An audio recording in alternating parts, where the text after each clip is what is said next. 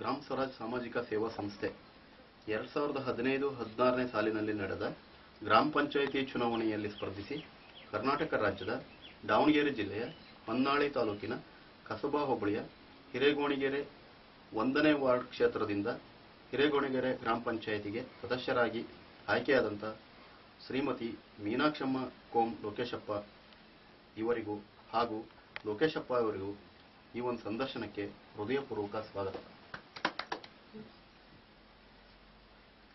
Sir, madam, ನೀವು ಈ ಗ್ರಾಮ ಪಂಚಾಯಿತಿ ಚುನಾವಣೆಗೆ ನಿಲ್ಲಕ್ಕಿಂತ ಪೂರ್ವದಲ್ಲಿ ಅಂದ್ರೆ ಹಿಂದೆ ಏನು ಉದ್ಯೋಗವನ್ನು ಮಾಡ್ತಾ ಇದ್ರಿ? ಮನೆ ಕೆಲಸ ಮಾಡ್ತಾ ಇದ್ರಿ, ಗದ್ದೆ ಕೆಲಸ ಮಾಡ್ತಾ ಇದ್ರಿ. ತುಂಬಾ ಸಂತೋಷ ಸರ್. ನೀವು ಮನೆ ಕೆಲಸ ಮಾಡ್ತಾ ಇದ್ರಿ, ನಿಮ್ಮ ಮನೆಯವರೆಲ್ಲ ಹಿಂದೆ ಮೆಂಬರ್ ಆಗಿ ಎಲ್ಲ ಜನರಿಗೆ ಬೇಕಾದಂತ ವ್ಯಕ್ತಿ ಆಗಿರೋದ್ರಿಂದ ಮತ್ತೆ ನಿಮ್ಮನ್ನ ಬದಲಿ ನಿಮ್ಮನ್ನ ಜನ ಆಯ್ಕೆ ಮಾಡಿದ್ದಾರೆ. ಸಂತೋಷ ಸರ್. ಈಗ ಇವರು ಸದಸ್ಯರಾಗಿ 11 ತಿಂಗಳು ಕಳೆದಿದೆ. ಈ ಅವಧಿಯಲ್ಲಿ ನಿಮ್ಮ ಈ ಸ್ಥಳೀಯ 1ನೇ ವಾರ್ಡ್ಗೆ, ನಿಮ್ಮ ಕ್ಷೇತ್ರಕ್ಕೆ ನೀವು ಏನೇನು ಅಭಿವೃದ್ಧಿ ಕಾರ್ಯಗಳನ್ನ, ಏನೇನು ಕೆಲಸ ಕಾರ್ಯಗಳನ್ನ ಜನರಿಗಾಗಿ ಮಾಡಿಕೊಟ್ಟಿದ್ದೀರಿ? ಈಗ ಸರ್, ಈಗ ಚರಂಡಿ ಒಂದು ಮೊನ್ನೆ ಇದು ಮಾಡ್ತೇವೆ ಸರ್. ಈಗ ಚರಂಡಿ ಒಂದು, ಆಮೇಲೆ ನೀರಿನ ವ್ಯವಸ್ಥೆ, ಆಮೇಲೆ ಲೈಟಿನ ವ್ಯವಸ್ಥೆ, ಆಮೇಲೆ ಇನ್ನೂ ಜನಗಳದ್ದು ಏನೋ ಕಷ್ಟಗಳಿದ್ರೆ ಅವರು ಎಲ್ಲ ಬಗೆಹರಿಸ್ತಾರೆ ಸರ್, ನಮ್ಮ ಕೈಲಿ ಆದಷ್ಟು. ಸಂತೋಷ ಸರ್. ಅಂದ್ರೆ ಇಷ್ಟು ಕಡಿಮೆ ಅವಧಿಯಲ್ಲಿ ಚರಂಡಿಗಳು ಇರ್ಬೋದು, ಮತ್ತೆ ಕಷ್ಟ ಸುಖ ಜನರದ್ದು ಏನೇ ಇದ್ರು ಅದನ್ನ ಬಗೆಹರಿಸ್ತೀವಿ ಅಂತ ಹೇಳಿದ್ರೆ ಸಂತೋಷ ಸರ್. ಈಗ ನಿಮಗೆ ಇನ್ನೂ 4 ವರ್ಷದ ಅವಧಿ ಇದೆ. ಈ 4 ವರ್ಷದ ಅವಧಿ ಒಳಗೆ ನಿಮ್ಮ ಕ್ಷೇತ್ರದ ಜನತೆಗಾಗಿ ನೀವು ಏನೇನು ಕೆಲಸ ಕಾರ್ಯಗಳನ್ನು ಮಾಡಬೇಕು ಅಂತ ಹೇಳಿ ಒಂದು ಯೋಜನೆ, 4 ವರ್ಷದ ತನಕ ನೀವು ಏನೇನು ಮಾಡಬೇಕು ಅನ್ನೋ ಒಂದು ಪ್ಲಾನ್ ನಿಮ್ಮ ತಲೆಯಲ್ಲಿ ಇದೆ ಸರ್?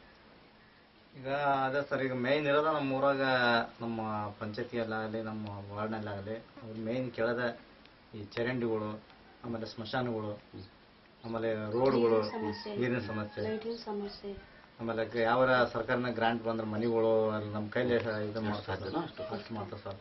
ಅನೇಕ ಯೋಜನೆಗಳದಾವ ಸರ್. ಆದ್ರೂ ಮತ್ತೆ ಈಗ 11 ವರ್ಷ ಆಯ್ತು ಗೆದ್ದು, ಆದ್ರೂ ನಮ್ಮ ಕೈಲಾದಷ್ಟು ಮಾಡಿದ್ದೇವೆ. ಮುಂದೇನೋ ಮಾಡ್ಬೇಕಂದ್ರೆ ಭಾಳ ಆಸೆ ಐತೆ ಸರ್. ತುಂಬಾ ಸಂತೋಷ ಸರ್. ನಿಮ್ಮ ಯೋಜನೆಗಳು ಸಾಕಷ್ಟು ಇದಾವೆ. ಸಿಸಿ ಚರಂಡಿಗಳನ್ನು ಮಾಡಿಸ್ಬೇಕು, ಸಿಸಿ ರೋಡ್ ಮಾಡಿಸ್ಬೇಕು, ಆಮೇಲೆ ಕುಡಿಯೋ ನೀರಿನ ವ್ಯವಸ್ಥೆ ಮಾಡಬೇಕು, ಇನ್ನೂ ಸಾಕಷ್ಟು ಕನಸುಗಳಿದಾವೆ. ಯೋಜನೆ ಎಲ್ಲ ಮಾಡಿ ಕಳಿಸಿದೆ ಸರ್. ತುಂಬಾ ಸಂತೋಷ ಸರ್. ಸರ್, ಈಗ ಇಷ್ಟೆಲ್ಲ ನಿಮ್ಮ ಅಭಿವೃದ್ಧಿ ಕಾರ್ಯಗಳನ್ನು ಮಾಡಬೇಕು ಅಂತ ಸಾಕಷ್ಟು ಯೋಜನೆ ಇದಾವೆ. ಇವೆಲ್ಲ ಈಡೇರಬೇಕು ಅಂದ್ರೆ ನಿಮಗೆ ಈಗ ಸರ್ಕಾರ ಕೊಡ್ತಕ್ಕಂಥ ಅನುದಾನ ಸಾಕಾಗತ್ತಾ? ಸಾಕಾಗಲ್ಲ ಸರ್. ಏನು ನಾವು ಮಾಡಿದ್ರೆ ಅದೇ ಸರ್, ಮಾಡಿದ್ರೆ ಉದ್ಯೋಗ ಖಾತ್ರಿ ಮಾಡಬೇಕು. ಉದ್ಯೋಗ ಖಾತ್ರಿ ಬಿಟ್ರೆ ಮತ್ತೆ ಯಾವ್ದಾಗ ಮಾಡಕ್ ಆಗೋದಿಲ್ಲ. ಅದೊಂದೇ ಸರ್ ಈಗ ನಮಗೆ ಖಂಡಿತ ನಿಮ್ಮ ಮಾತು ಸತ್ಯ ಸರ್. ನಾವು ಈ ಸಂದರ್ಶನದ ಮೂಲಕ ಲೋಕೇಶಪ್ಪ ಮತ್ತು ಮೀನಾಕ್ಷಮ್ಮ ಅವರ ಮೂಲಕ ಸರ್ಕಾರದ ಗಮನ ಸೆಳೆಯೋದಿಷ್ಟೇ, ಹೆಚ್ಚು ಅನುದಾನನ ಗ್ರಾಮ ಪಂಚಾಯತಿಗೆ ಕೊಡಬೇಕು. ಈಗ ಬರ್ತಕ್ಕಂಥ ಅನುದಾನ ಏನಕ್ಕೂ ಸಾಲಲ್ಲ. ಉದ್ಯೋಗ ಖಾತ್ರಿ ಇಲ್ಲ ಅಂದ್ರೆ ಗ್ರಾಮ ಪಂಚಾಯತಿನ ಕೆಲಸನೇ ಇಲ್ಲ ಸರ್. ಆ ಪರಿಸ್ಥಿತಿ ಆಗಿದೆ. ಸರ್ಕಾರ ಇದನ್ನ ಗಮನಿಸಿ ಹೆಚ್ಚು ಅನುದಾನನ ಬಿಡುಗಡೆ ಮಾಡಬೇಕು ಅಂತ ಹೇಳಿ ನಾನು ಈ ಸಂದರ್ಶನದ ಮೂಲಕ ಹೇಳ್ತಾ ಇದ್ದೀನಿ ಸರ್. ಈಗ ನಮ್ಮ ಈ ಸಂಸ್ಥೆಯ ವತಿಯಿಂದ ಗ್ರಾಮ ಪಂಚಾಯತಿ ಸದಸ್ಯರ ಸಂಘಟನೆ ಮೂಲಕ ಗ್ರಾಮ ಪಂಚಾಯತಿ ಸದಸ್ಯರಿಗೆ ವಾರ್ಷಿಕವಾಗಿ ಅಂದ್ರೆ ವರ್ಷಕ್ಕೆ ಕನಿಷ್ಠ 2 ಲಕ್ಷನಾರು ಅನುದಾನನ, ವೈಯಕ್ತಿಕ ಅನುದಾನ ಕೊಡಬೇಕು ಅನ್ನೋ ಬೇಡಿಕೆನ ಇಡ್ತಾ ಇದೀವಿ. ಇದ್ರ ಬಗ್ಗೆ ನಿಮ್ಮ ಅಭಿಪ್ರಾಯ ಸರ್? ಈಗ ನೀವು ಹೇಳೋದು ತುಂಬಾ ಒಳ್ಳೆ ಸರ್. ಈಗ ಅಂದ್ರೆ ಈ ತರ ಯಾರು ಮಾಡಿಲ್ಲ ಸರ್.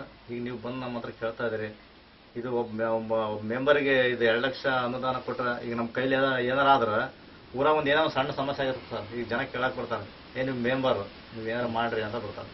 ಸರ್ಕಾರ ನಮ್ಗೆ ಏನು ಕೊಟ್ಟಿಲ್ಲ ಅಂದಾಗ ಏನೋ ನಮ್ಮ ಕೈಲಿ ಮನೆ ಏನೋ ಇದ್ದಷ್ಟು ನಾವು ಕೊಟ್ಟು ಅವ್ರಿಗೆ ಏನೋ ಮಾಡ್ತೇವೆ.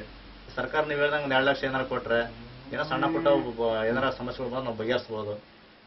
ಖಂಡಿತ ನಿಮ್ಮ ಸತ್ಯ ಸರ್. ಇದು ಮೊದಲ ಆದ್ಯತೆ ಕೊಟ್ಟು ನಿಮಗೆ ವೈಯಕ್ತಿಕ ಅನುದಾನ ಕೊಡಬೇಕು. ಈಗ ಬೇರೆ ಜನಪ್ರತಿನಿಧಿಗಳಿಗೆ ಕೊಡೋ ತರನೇ ನಿಮಗೂ ಕೂಡ ಕೊಡಿ ಅಂತೇಳಿ ಕೇಳ್ತಾ ಇದ್ರಿ. ಅದು ನಿಮ್ಮ ಹಕ್ಕು, ಅದು ನ್ಯಾಯಯುತ ಇದೆ ನಿಮ್ಮ ಬೇಡಿಕೆ ಸರ್. ಈಗ ನಿಮಗೆ ಸರ್ಕಾರ ಕೊಡ್ತಕ್ಕಂಥ ಗೌರವದ ಅದು ನಿಮಗೆ ತೃಪ್ತಿ ತಂದಿದೆಯಾ? 500 ರೂಪಾಯಿ ಏನ್ ತೃಪ್ತಿ ಸರ್? ಒಂದ್ ದಿವಸ ಕೂಲಿ ಹೋದ್ರೆ 500 ರೂಪಾಯಿ ತಗೊಂಡ್ ಬರ್ತಾರೆ ಸರ್. ಈಗ ನಾವು ಒಂದ್ ಮೀಟಿಂಗ್, ಅದು ತಿಂಗಳಿಗೆ ಒಂದು ಮೀಟಿಂಗಿಗೆ 500 ರೂಪಾಯಿ ಕೊಡ್ತಾರೆ ಸರ್. ಅಂದೇ ನಮ್ಗೇನು ದೊಡ್ಡದಲ್ಲ ಸರ್. ಮತ್ತೇನ ಎಲ್ಲರೂ ತಗೊಂತಾರ ಅಂತೇಳಿ ನಾವು ತಗೋಬೇಕು ಸರ್. ನಿಜವಾಗೂ ಇದು ಯಾರು ಬಹಳ ಸಾಕಾಗಲ್ಲ ಸರ್ ಅದು. ಬೇಸರದ ಸಂಗತಿ. ಹೌದು ಸರ್. ಗ್ರಾಮ ಪಂಚಾಯತಿ ಸದಸ್ಯರಿಗೆ 500 ರೂಪಾಯಿ ಒಂದು ತಿಂಗಳಿಗೆ ಕೊಡ್ತಾರಂದ್ರೆ ಗೌರವಧನನ, ಹೌದು ಸರ್. ಇದು ಅದು ಬೆಲೆನೇ ಅಲ್ಲ ಸರ್. ಬೆಲೆನೇ ಅಲ್ಲ. ನಿಜವಾಗೂ ಬೇರೆ ರಾಜ್ಯಗಳಲ್ಲಿ ಕೊಟ್ಟಿದ್ದಾನೆ ಅವರಿಗೆ ಒಂದು ಕನಿಷ್ಠ ಒಂದು 2,000 ರೂಪಾಯಿ ಗೌರವಧನನ ಸದಸ್ಯರಿಗೆ ಕೊಡಬೇಕು. ಉಪಾಧ್ಯಕ್ಷರಿಗೆ 3,000, ಅಧ್ಯಕ್ಷರಿಗೆ 5,000 ಗೌರವಧನನ ಕೊಡಬೇಕು. ಇದು ಕೊಟ್ಟರೆ ಮಾತ್ರ ಒಂದು ಸ್ವಲ್ಪ ಗ್ರಾಮ ಪಂಚಾಯತಿ ಸದಸ್ಯರಿಗೂ ಒಂದು ಗೌರವ ಅನ್ನೋದು ಇರ್ತದೆ. ಇಲ್ಲ ಅಂದ್ರೆ ಜವಾನರಕ್ಕಿಂತನೂ ಇವ್ರಿಗೆ ಆ ತರ ಒಂದು ಗೌರವ ಧನನ ಹೆಚ್ಚು ಕೊಡಬೇಕು. 2,000 ಅಲ್ಲ, ಇನ್ನೂ ಹೆಚ್ಚು ಕೊಟ್ಟರು ಸಂತೋಷ. ಕನಿಷ್ಠ 2,000 ಕೊಡಬೇಕು ಅಂತ ಬೇರೆ ರಾಜ್ಯದವರ ನೋಡ್ಕೊಡ್ಬೇಕು ಸರ್. ಹೌದು, ಖಂಡಿತ ಸರ್. ಈಗ ಗ್ರಾಮ ಪಂಚಾಯಿತಿ ಸದಸ್ಯರಿಗೆ ಒಂದು ನಿವೃತ್ತಿ ವೇತನ ಅಂದ್ರೆ ಅವ್ರದ್ದು ಅವಧಿ ಮುಗಿದ ಮೇಲೆ ಒಂದು ಕನಿಷ್ಠ ಪಿಂಚಣಿನ ಕೂಡ ವ್ಯವಸ್ಥೆ ಮಾಡಬೇಕು ಅಂತ ಹೇಳಿ ನಮ್ಮ ಬೇಡಿಕೆಯಲ್ಲಿದೆ. ಸೊ ಇದ್ರ ಬಗ್ಗೆ ನಿಮ್ಮ ಅನಿಸಿಕೆ ಅಂತ? ಇದು ಒಳ್ಳೇದ ಸರ್. ಇದು ಒಬ್ಬ ಅವ್ನು ಏನೋ ಒಂದು ಅವಧಿ ಮುಗೀತು ಅಂದ್ರೆ ಅವ್ನು ಏನಿಲ್ಲ ಸರ್, ಅವ್ನು ಮೂಲೆ ಗುಂಪಾದಂಗೆ ಅವನೇನೋ ಮತ್ತೆ ಜನಗಳು ಒಳ್ಳೆ ಮನ್ಸು ಅಂತೇಳಿ ಮತ್ತೆ ಅವ್ನು ಎಲೆಕ್ಷನ್ ನಿಲ್ಲಿಸಿ ಮತ್ತೆ ಗೆಲ್ಲಿಸಿ ಅವನಂದ್ರೆ ಅವ್ನು ಕೆಲಸಗಳು ಮಾಡಿ ಒಳ್ಳೇದು ಮಾಡ್ರೆ ಗೆಲ್ಸ್ತಾರೆ ಸರ್. ಈಗ ನೀವು ಹೇಳಿದಂಗ ಈಗ ಪಿಂಚಣಿ ಕೊಡೋದಂದ್ರೆ ಅದು ಒಳ್ಳೇದ ಸರ್. ಅವ್ನು ರಿಟೈರ್ಡ್ ಅವನು ಏನು ನಿವೃತ್ತಿ ಆಗ್ತಾನಲ್ಲ ಅವ್ನು ಕೊಟ್ಟ ಒಂದು ಯಾವ್ದಾರ ಒಂದು ಏನಾರ ಒಂದು ಇದಾಕ ಸರ್, ಏನಾರ ಒಂದು ಆಧಾರ ಹಾಕತ್ತ ಅವನಿಗೆ ಸರ್ಕಾರ ಕೊಡ್ತಲ್ಲ ಅಂತ ಹೇಳಿ. ಅಲ್ಲ, ಸಂತೋಷ ಸರ್.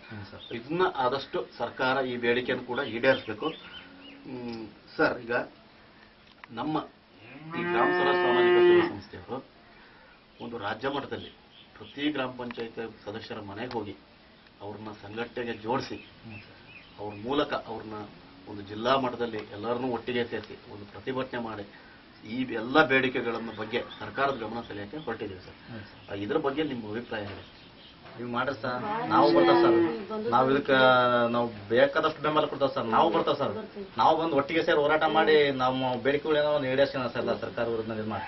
ತುಂಬಾ ಸಂತೋಷ ಸರ್. ನಿಮ್ಮಂತ ಸದಸ್ಯರುಗಳು ಎಲ್ಲರೂ ಕೈ ಜೋಡಿಸಿ ಹೋರಾಟ ಮಾಡಿದ್ರೆ ಇದು ಒಂದಲ್ಲ ಒಂದ್ ದಿವಸಕ್ಕೆ ಖಂಡಿತ ಸಕ್ಸಸ್. ಇದು ಇಲ್ಲ ಅಂತಂದ್ರೆ ಈ ದೊಡ್ಡ ತಾರತಮ್ಯ ಮಾಡ್ತಾ ಇದೆ ಸರ್ಕಾರ. ಈಗ ಜಿಲ್ಲಾ ಪಂಚಾಯತ್ ಮೆಂಬರು, MLAಗಳು, MP ಗಳಿಗೆ ಎಲ್ಲರೂ ಸಾಕಷ್ಟು ಎಲ್ಲಾ ಸೌಲಭ್ಯ ಕೊಟ್ಟು ಗ್ರಾಮ ಪಂಚಾಯತಿ ಸದಸ್ಯರಿಗೆ ಸೌಲಭ್ಯ ಇಲ್ಲ ಅಂತಂದ್ರೆ ಇದು ದೊಡ್ಡ ಖೇದಕರ ವಿಚಾರ. ಇದ್ರ ಬಗ್ಗೆ ಒಟ್ಟಾಗಿ ಸೇರಿ ಹೋರಾಟ ಮಾಡೋಣ ಸರ್. ಇದುವರೆಗೂ ಈ ಸಂದರ್ಶನದಲ್ಲಿ ಪಾಲ್ಗೊಂಡಂತ ಹಿರೇಗೋಣಿಗೆರೆ 1ನೇ ವಾರ್ಡ್ ಕ್ಷೇತ್ರದಿಂದ ಆಯ್ಕೆಯಾದಂತ ಶ್ರೀಮತಿ ಮೀನಾಕ್ಷಮ್ಮ ಕೋಂ ಲೋಕೇಶಪ್ಪ ಅವರಿಗೂ ಹಾಗೂ ಲೋಕೇಶಪ್ಪನವರಿಗೂ ಈ ಒಂದು ಸಂಸ್ಥೆಯ ಪರವಾಗಿ ಹೃದಯಪೂರ್ವಕ ಅಭಿನಂದನೆಗಳನ್ನು ಸಲ್ಲಿಸುವ ಜೊತೆಯಲ್ಲಿ ಈ ಅಭಿನಂದನಾ ಪತ್ರವನ್ನು ಕೊಡ್ತಾರೆ.